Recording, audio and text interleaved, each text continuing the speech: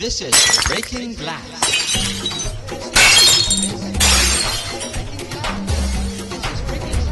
Good day. Combined North Korean and Chinese forces have initiated an invasion of the Philippines. We've been receiving reports that troops have landed offshore at these main points, Lingayen Gulf and Baler. Do not adjust your PC, iPad, or Galaxy. This is just a test. This is just, repeat, a test of the Rappler emergency broadcast system. Now, in the event of a real emergency, you'll probably find an ASEC sitting here saying something like, the situation is under control. Rest assured, we are doing everything to ensure there will be an orderly and peaceful invasion. This all night? Like what? Lauren, look, Just stop. I don't want somebody listening in. There's nobody listening in. Well, you never know. Lauren, this is ridiculous. Would you just talk to me? Jack, I don't know what to say. I don't know what we should do. What do you mean you don't know what we should do? Can we just please talk like adults for once? Well, if it were up to me, we wouldn't even be having this conversation. Can't we just get the check and go? Okay, Lauren, I think that you're making this into much more of a big deal than it really is. How can you say that? After everything that's happened, that it's not that big of a deal? Really, Jack? Because As far as I remember, this is the exact same conversation 2 months ago. Still don't understand. Right? You always think things are so black and white, but it's not always that simple. Tell me, Lauren, what do you think we should do? What do you want?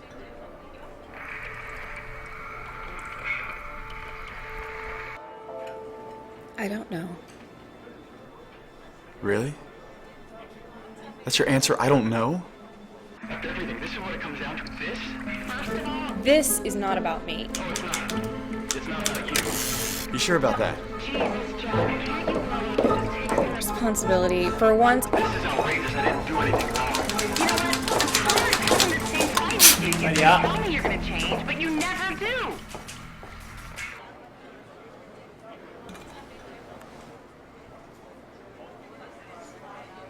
I just don't know what to say to you right now. looks like we might not even have anything to say to each other.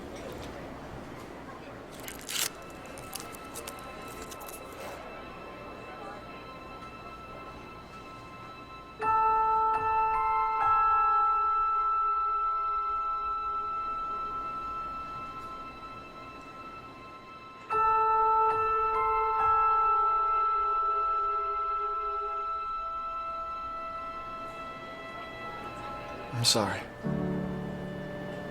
I never meant to hurt you. And I don't want to lose you over something like this.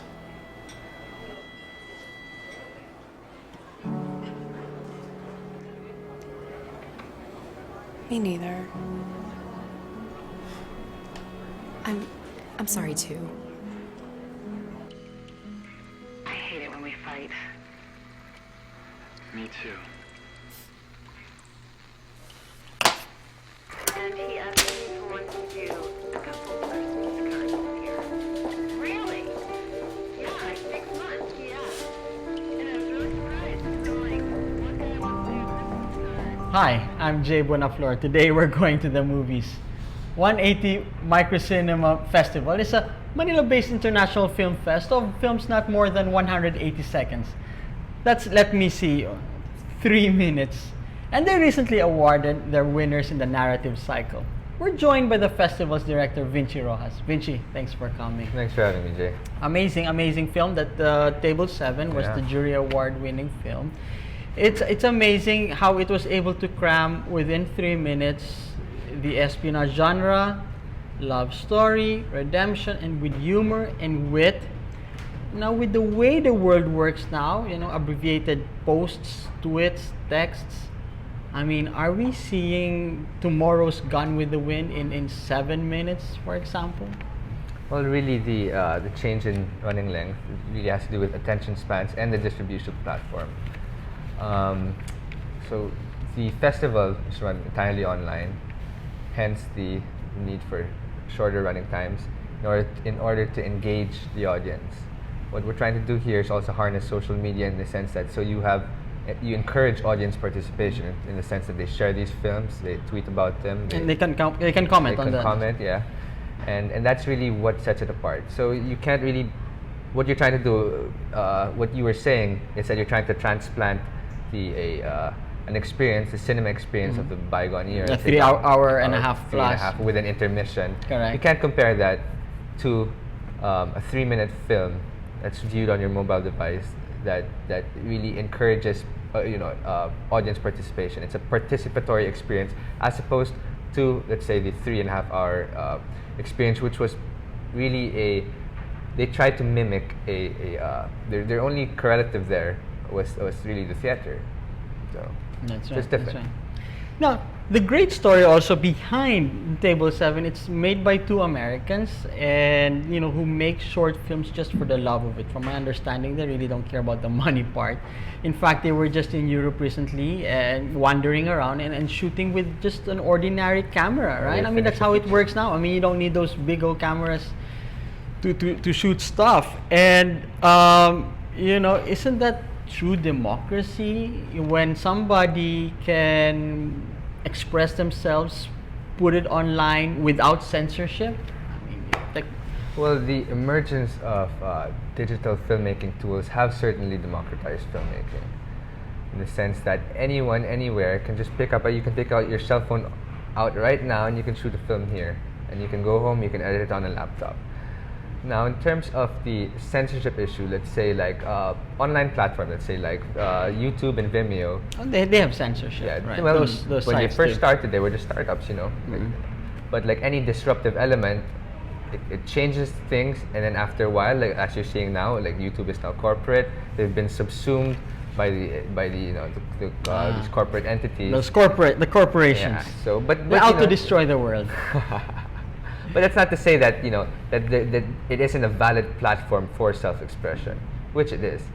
And the important thing is that you're granting people all over the world access to a global audience and a platform to express themselves, their creative selves. Now, let's check out 2 more entries. The first one is from Brazil.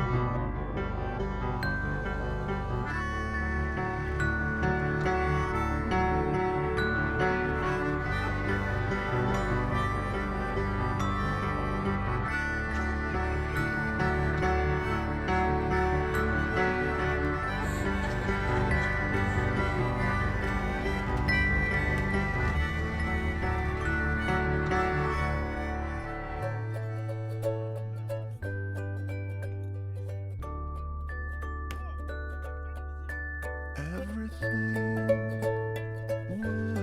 was so strange. Every day was so intense.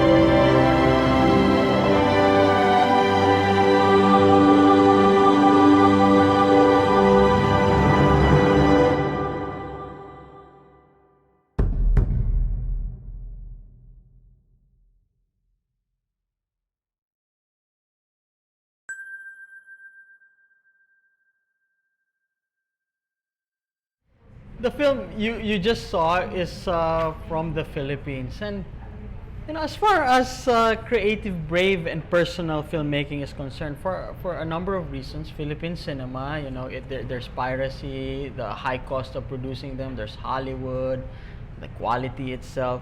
The Philippine cinema is in a bad state, and I look at these films and I say, is this the future? If you want Jollibee cinema, cookie cutter, corporate, you go to the mall. But if you want to find something that's brave, personal, is the next Lino Broca gonna be on an iPhone when you're on the LRT? Well, you can certainly take more creative risks using distributing your films using on the internet. In the sense, because the Philippine cinema today, the industry, is still dictated by the big companies, the Star Cinemas, the GMA networks, and all of those things, and all the cultural baggage that goes with that. Mm-hmm. In the sense that you have certain genres that you have to adhere to. You have certain storylines that you have to adhere to as well, and then you have all these factors are involved, and which is why it's in the state it is in today.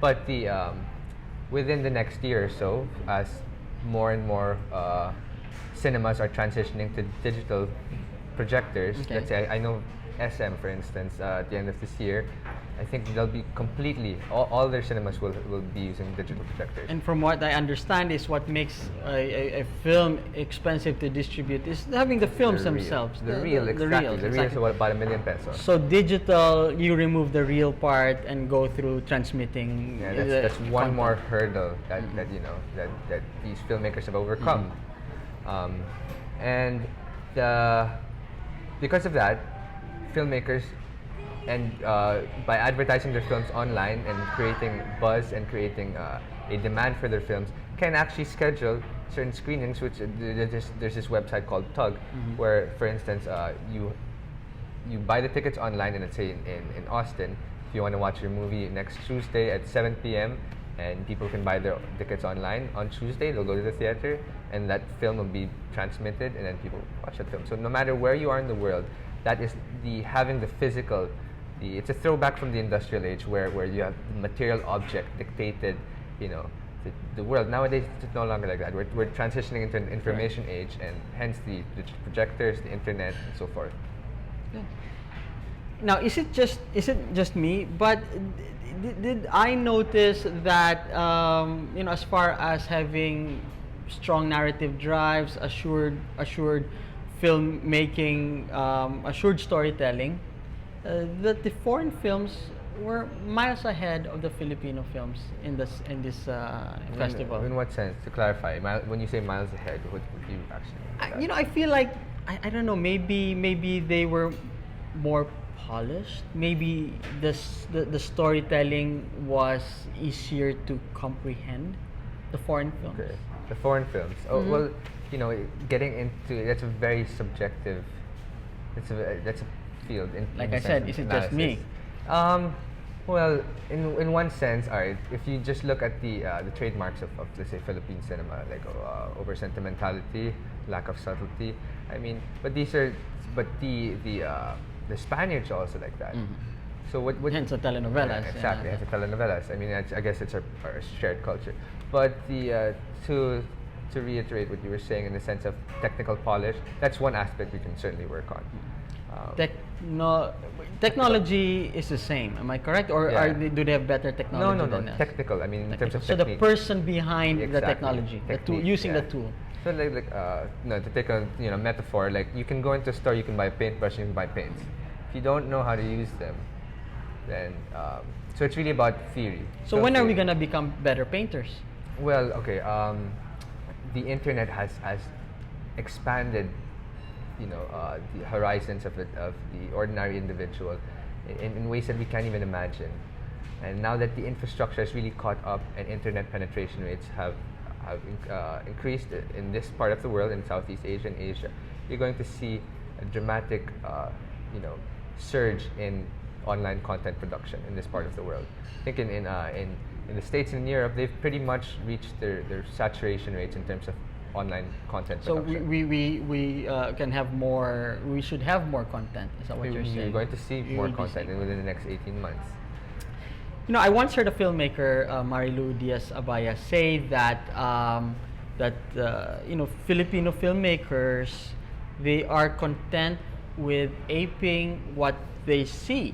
I guess in films, on TV, on the internet, and that what she's saying that filmmakers should experience life more. You agree with that statement? Well, you I'm think? sure you've heard let's not use the word ape, let's call it imitate. You've heard the saying that good artists imitate, great artists steal, right? But also in that sense, great artists steal, but they also aestheticize what they steal. They analyze and they see, okay, how can I put my personal touch on this? And that's what I think, to go back to bravery, in terms of being brave and having the creative impetus to try something new.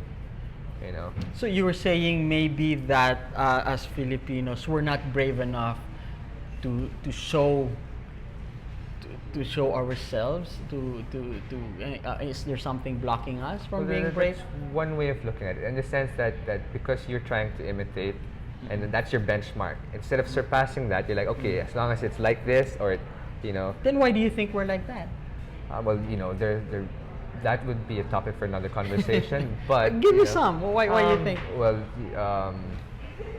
one way of looking at it is that in terms of our culture, it's the way you're taught to learn is by rote, either memorize stuff or you follow the book, whether it be a Bible or a textbook, and you're not encouraged to move past that. Like, the book is So somehow you're getting somewhere there. So we're saying as a culture, we are not encouraged to go past what has been set. And then You think so? we're using the films as metaphors. Correct, right? yes. Let's say the current industry, right? You have to adhere to, or you have to conform to certain genres, certain storylines, Correct. and you can't Go beyond that. You can't go beyond that. Wow. I mean, that's a sad state for us as a people. But when are we going to break out, and how do we break out? It's happening now. I mean, the internet really, and we're talking about digital tools. These are disruptive elements, and every time a disruptive element is introduced, it shakes things up, right? Like, and that's throughout history. It's happened, And media is a great mover and shaker and changer. Like the landscape, the information technology has changed the landscape of every single field, from medicine to entertainment to journalism and media, every single thing. And all the old models, whether they be business models or models of thinking or paradigms, are all breaking down because of the internet. And that and I'm not over exaggerating here. This is certainly true, and you're going to start to see more changes and more, because people are going to be exposed to so much more. They won't be boxed in by expecting to what did you say? Jollibee Cinema. Jollibee Cinema. So yeah, Jollibee Cinema. Yeah. That would be a great day when we all are able to break out of this box and become very creative. We'll watch one more clip. It's called Joyride, and it's by a Filipino based in Puerto Rico. Happy birthday, Papa. What did you wish for? Wishing is for dreamers. What do you want to do for your birthday? I want to ride my bike.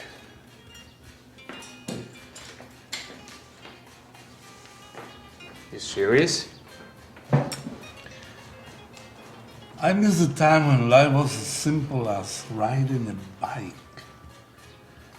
Besides, your mom would let me.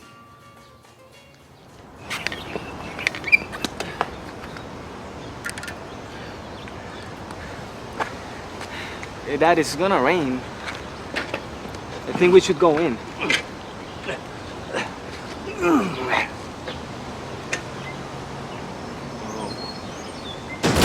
Oh. I think I forgot how to ride. Drinking too fast, you know what's happened last time?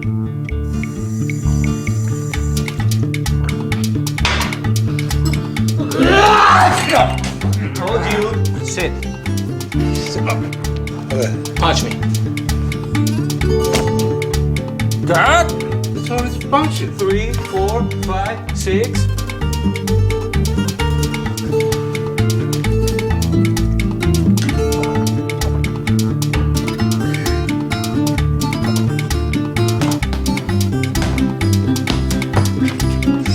Left. Yeah. You got it. Faster, faster, faster, faster. You're tired? No. No? No. Let's do it again. Crazy, Dad.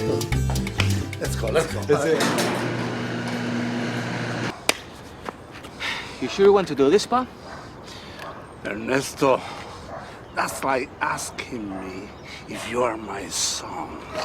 Remember happy thoughts. 1, 2, 3. Easy, easy. There you go. There you go. You got it. You got it. Go, Papa, go. You got it. I can do it, I can do it! I'm doing it! Happy thoughts.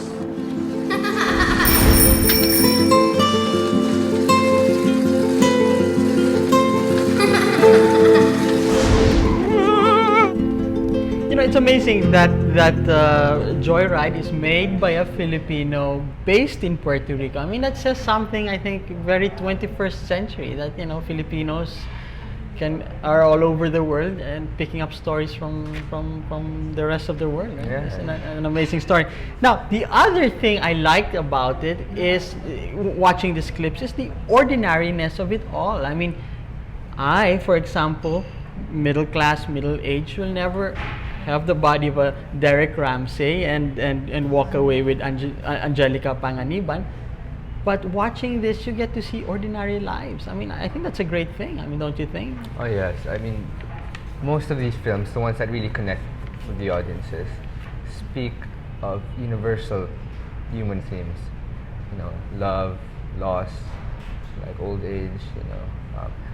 And what's great about these films, and the majority of them, the ones that really connect with the audiences, are told visually. And so, they don't need words. They don't need words.